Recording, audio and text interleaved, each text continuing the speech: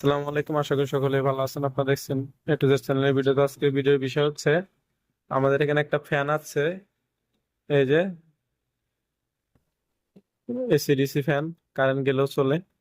তা ফ্যানটা ওনার কথা হচ্ছে যে চার্জ হয় না, তা আমরা চার্জের লাইনটা লাগাবো প্রথমে। এখানে কিন্তু 5 ভোল্ট লেখা উঠে গেছে, বাট 5 ভোল্ট।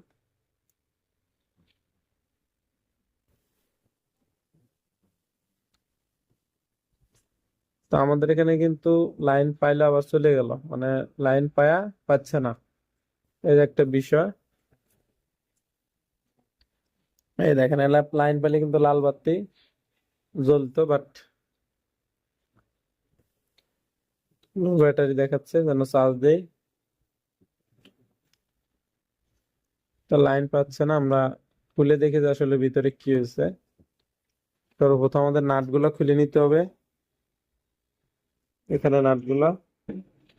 তো আমরা সার্কিটটা ভিতর থেকে বের করে নিলাম। তো আমাদের এখানে দেখা যাক কি সমস্যা হয়েছে, আমরা এটা চেক করব এখন। তো আমাদের ব্যাটারি লাইনটা কিন্তু এটা ব্যাটারি, আর এটা হচ্ছে চার্জিং লাইন।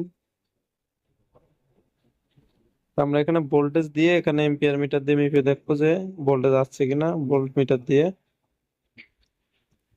তো আমরা এখন এখানে যেটা পেলাম, এই ভোল্টটা এখানে মাপলাম।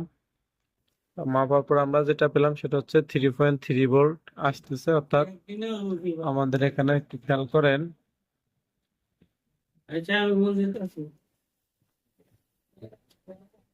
এই দেখেন,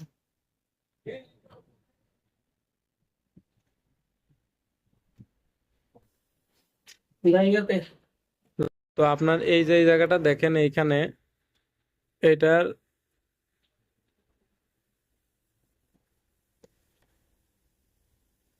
ক্যামেরা বোঝানো যাচ্ছে না, এখানে যে মাথাগুলা আর ভিতরে যে পিনটা নষ্ট হয়ে যাওয়ার কারণে কিন্তু চার্জ হচ্ছে না, চার্জ উঠতেছে না। তো আমরা এটা এখন পরিবর্তন করব, পরিবর্তন করে দেখি চার্জিং আসে কিনা। তো আমাদের এখানে কিন্তু আমরা পুরান পিনটা খুলে ফেললাম, চার্জার যে পিনটা ছিল, এই যে পুরান। তো পুরানটা আমরা খুলে ফেললাম। আমরা এখন যেটা করলাম সেটা হচ্ছে নতুন একটা পিন নিয়ে নিলাম, এই যে নতুন। তো নতুন পিনটা আমরা এখানে স্থাপন করে নিব। তো আমাদের এখানে কিন্তু এই যে পুরান পিনটা আমরা বাদ দিয়ে দিচ্ছি। অবশ্যই পিনগুলো ফেলানোর সময় আগে পায়াগুলো ভাঙিয়ে দিবেন, নাহলে কারো জুতার ভিতরে বা পায়ের ভিতরে চলে যাবে, এই জন্য পিনের পায়াগুলো ভাঙিয়ে দিতে হয়। এই যে এখন কিন্তু আমাদের এটা লাগানো শেষ। এখন আমরা যে চার্জের লাইনটা দেই, তো আমরা চার্জের লাইনটা ঢুকিয়ে দিলেই দেখেন এই যে বাতি জ্বলতেছে।